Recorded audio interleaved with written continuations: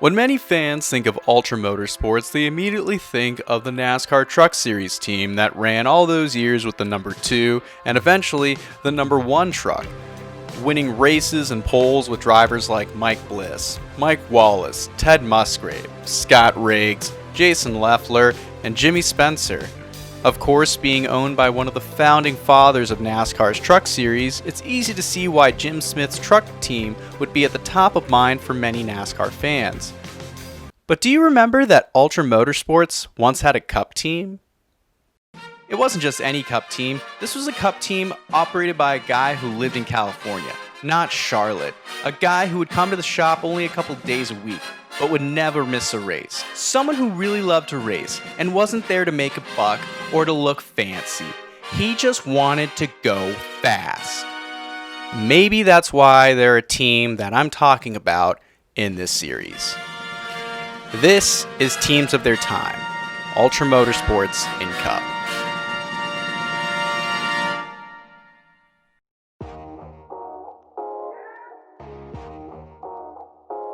You've heard of the Dale of Dale show. Well, let me tell you about the Jim and Jim show. Jim Matei is an Alabama native who used his experience in the fast food industry to launch his own chain of restaurants. Matei founded Checkers Restaurants, which he sold for millions in 1993. He then became a venture capitalist. He would move to Charlotte and was introduced to NASCAR with the help of his friend Felix Abadez. During the 1997 season, Matei became partners with Jeff Bodine and part owner of Jeff Bodine Racing.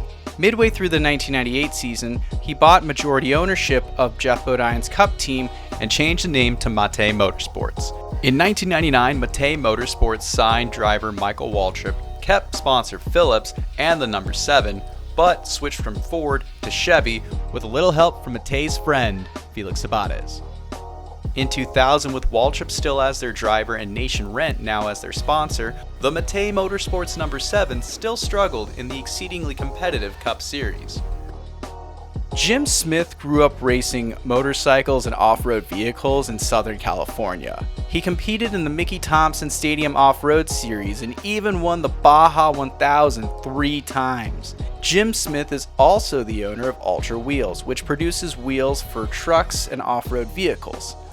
On top of all of that, Jim Smith was one of the minds behind the 1994 Super Truck Series that would evolve into the NASCAR Craftsman Truck Series. Naturally, Smith became a staple team owner in this thriving series that raced trucks. Ultra Motorsports won a race in each of the series' first 6 seasons. Jim Smith also attempted to field a car in several Cup races throughout the 90s. The latest start came when Mike Wallace ran the number 32 Ford at Richmond in 1999, finishing 24th. Though Smith had built himself one of the most successful Truck Series teams in NASCAR, his dream was to compete in the Cup Series. So in 2000, Jim Matei and Jim Smith came together, formed a partnership. Each Jim would own 50% stake of the newly named Ultra Matei Motorsports. Smith became the operations managers handling the day-to-day ownership, while Matei continued an active role within the team on the marketing and sponsorship side. But then 1 month later in July, Smith bought Jim Matei out and owned the team outright. If you think about it, that move made total sense. One businessman would sell his NASCAR team to another businessman who always wanted to be in NASCAR. Matei saw a way out, and just like that, Smith had achieved the dream of a young Jim Smith by owning a team in the Cup Series. However, since Smith's initial investment in the organization at race 14, the team only finished inside of the top 25 times during the 2000 season, with the best finish of 12th at Sonoma. For Smith, the offseason couldn't have come any sooner for him to get his new Cup team in order.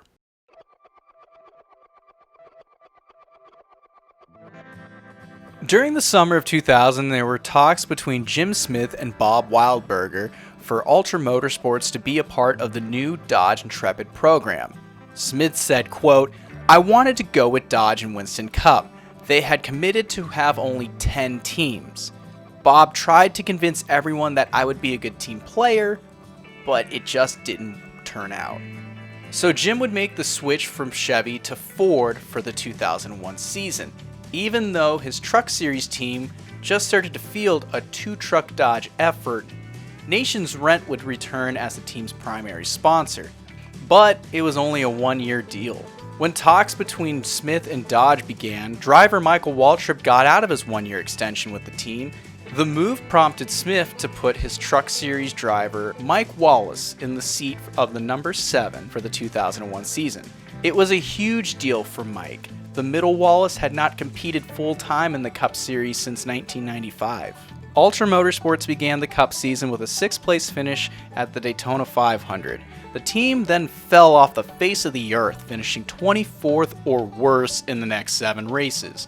Wallace and the team would rebound with a 9th place finish at Talladega and a 16th at Fontana. 2 races later, Wallace would fail to qualify at Charlotte for the Coke 600. Wallace was able to make the field at Dover, but failed to qualify at Michigan. So, Smith decided to have Truck Series driver Ted Musgrave replace Mike Wallace in the number 7 at Pocono to evaluate the Cup program. Smith would then hire Robbie Gordon to drive the number 7 at Sonoma. The team qualified 7th and put Robbie up front late in the race with a chance to win, until Robbie beat himself, coming home 2nd. 2nd sucks, though it was the team's first ever top 5 finish in the Cup Series. Wallace would return at Daytona for the Pepsi 400, finishing 10th, though Robbie Gordon was back in the car at Chicagoland, finishing 35th. The game of musical chairs seemed to be over with the number 7 car, as Mike Wallace was back at New Hampshire for the remainder of the season and scored a 10th place finish. But the next 5 races saw Wallace finish outside of the top 20 and failed to qualify for back-to-back races at Indianapolis and Watkins Glen. The group continued their inconsistencies, finishing inside of the top 20 twice over the next 6 races, with a 12th at Darlington and a 19th at Kansas. After Kansas, Mike Wallace got the call of a lifetime. He was selected to drive the number 12 Mobil 1 Ford for Roger Penske. Smith would release Wallace from his contract and hire Kevin LePage to finish the season. LePage finished 13th in his first race with the team at Charlotte in the fall. The team would continue to flex their superspeedway strength, finishing 10th at Talladega. Unfortunately, they would finish the year with only 2 more finishes inside of the top 20, with a 16th at Rockingham and a 19th place finish at Atlanta.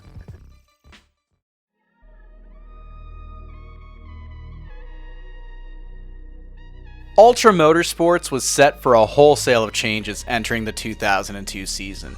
First, Jim Smith knew that his team would field a Dodge, with the same engineering support that his truck team would receive. He did know that he would have the opportunity to partner with Ray Evernham and form Ultra Evernham Motorsports. Though the team would receive technical support and operational guidelines from Evernham, they would still be their own team operating out of Jim Smith's shop. The team would also receive Evernham's developmental driver, Casey Atwood. Smith saw a lot of potential in Atwood. He thought Ultra Motorsports would provide the young driver a chance to get away from the pressure and spotlight that would come with driving for one of NASCAR's top teams. The team was also able to sign SIRIUS Satellite Radio as their primary sponsor for the next 2 seasons. Ironic when you think about it, because at this point, Ultra is a satellite team sponsored by Satellite Radio. But in reality, the deal was great for SIRIUS, who was offering their radio service as a standard option in Chrysler vehicles at the time. They were also making the moves to grow their content offering to listeners. With the stability of a big sponsor alongside switching to a new manufacturer and partnering with one of the brightest minds in the sport for technical knowledge and getting one of the hottest prospects as your driver, it seemed like Ultra Motorsports had everything going for them in the 2002 season. What could possibly go wrong? Apparently everything. Casey Atwood and the number 7 team would only finish inside the top 20 once in their first 10 races, when he finished 18th at Bristol. He would better that finish with a 17th at Charlotte during the Coke 600. He He would then follow that up with his second lead lap finish of the season at Dover, where he would finish 14th. The next week, Atwood would score his season's best finish of 11th at Pocono, but would only finish inside of the top 20 2 more times that season, with a 20th place at Daytona and another 18th at Bristol in the fall. With 2 races left to go in the season, Jim Smith exercised his right to take Casey Atwood out of the seat and put his Truck Series driver, Jason Leffler, in the seat. With that move, Evernham exercised his right to terminate his partnership with Smith, effective immediately. Simply put, without Atwood in the seat, there was no reason for Evernham to keep the partnership going. Smith and Leffler would complete the season with finishes of 31st at Phoenix and 35th at Homestead. Ultra Motorsports would also field a second R&D entry for 5 races during the 2002 season. The number 07 Ultra Dodge was driven by Ultra's other Truck Series driver, Ted Musgrave. Jim Smith knew it was important for his team to run a second car to gather more information, but also because he loved to race.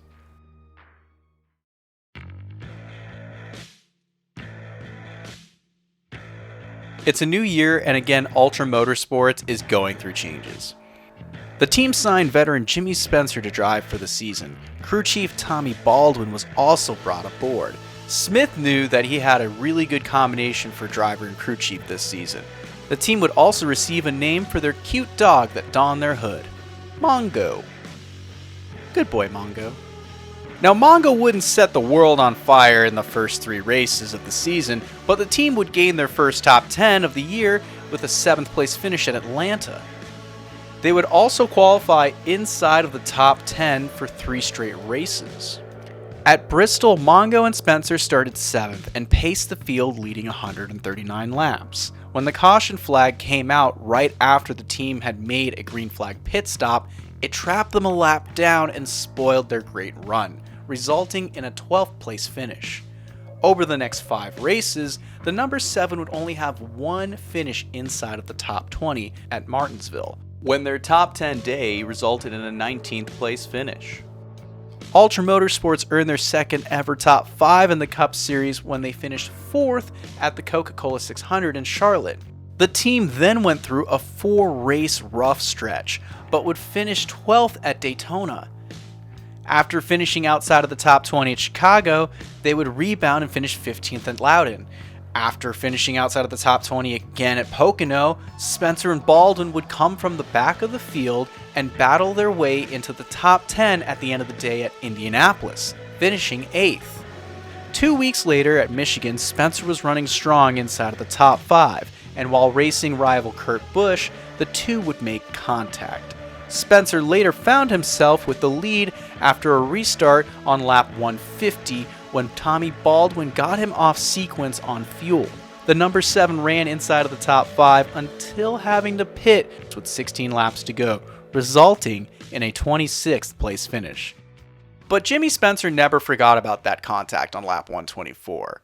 And when Busch's car was parked outside of Spencer's team hauler after the race, Spencer went to go find Kurt Busch to give him a piece of his mind, as well as his fist. The post-race altercation wasn't viewed as a boys have at it incident, but rather an assault that would result in the involvement of the local authorities who were at the track. This was a big deal at the time, and NASCAR needed to act swiftly, and they came down hard on Jimmy Spencer, suspending him for 1 race and fining him $25,000, placing him on probation until the end of the year. And I mean, we all know about probation. It refrains me from not beating the out of you right now because you ask me stupid questions, but since I'm on probation, I suppose that's improper to say as well. Still, the biggest hit for Spencer was the 1-race suspension, because he didn't just have to sit out any race. He had to sit out the Bristol night race, a track where the team had such a strong run in the spring, and a race where Spencer has finished 2nd in the past. The fans showed their support for Mr. Excitement and wished that he had waited 1 more week to retaliate against Busch at the last Great Coliseum, a venue where the two had feuded before. Ultra Motorsports would put Ted Musgrave in the number 7 Sirius satellite radio Dodge. Musgrave and the team would qualify inside of the top 10, but ended up finishing 31st.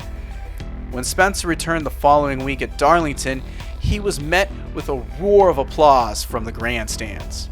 But the tone for the rest of his season was set during his qualifying run. Let's see the fans' reaction right now. I don't think any of the feet standing up are sitting down. Oh no! Bad dog, no biscuit. At that point, 10-year-old me was probably saying every bad word from the movie Twister. In the final 12 races, the team would finish inside of the top 15 4 times, with a best finish of 9th at Atlanta in the fall.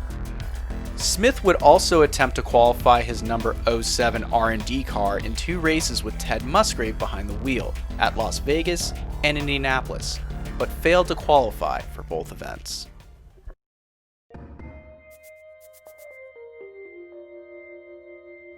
After struggling to secure a sponsor for the 2004 season, Ultra Motorsports decided to run a limited schedule. And I mean limited. Jimmy Spencer made the 2004 Daytona 500 driving an unsponsored number 7 Dodge for Jim Smith.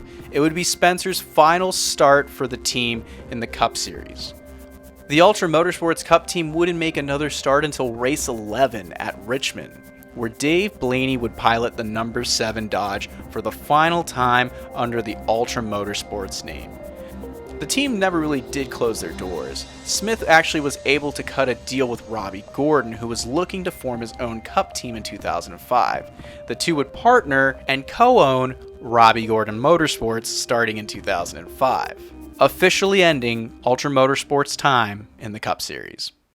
In the end, Ultra Motorsports captured 2 top 5s and 10 top 10s in their 4.5 years in the Cup Series. I'm not really going to count 2004, it really just doesn't count. They also had about 8 different drivers, and from 2001 to 2002, a total of 6 different crew chiefs. The team switched to a different manufacturer 3 times in 3 different seasons, had 2 different partnerships, but only 1 consistent season, which was 2003. Hands down, it's the team's best season. Crew chief Tommy Baldwin and driver Jimmy Spencer just really clicked. Not to mention the team was also running the same manufacturer that they had the previous season.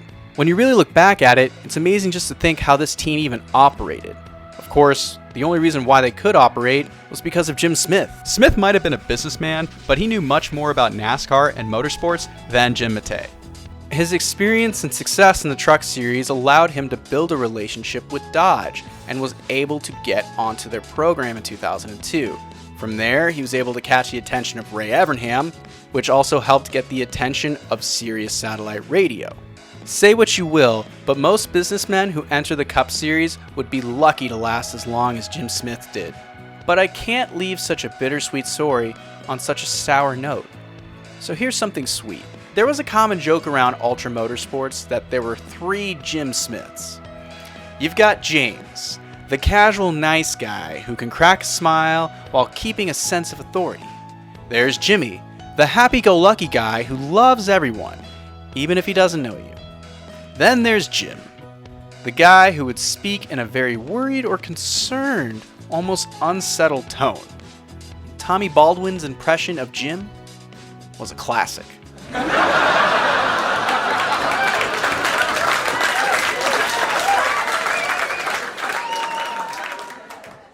Thank you so much for watching. Ultra Motorsports was a really big team to me. When I was watching Winston Cup racing, I remember as a kid, 2003 was a very vivid season to me, and I always loved Jimmy Spencer in that really beautiful teal and white number 7 with Mongo on the hood. It was such a great team, and I wish they could have lasted longer, but of course, they were a team of their time, and we highlighted that, and I'm really honored to be able to tell that story. If you haven't checked out our first video in the series with Rad, give it a watch. It's pretty cool, and like and subscribe for more content.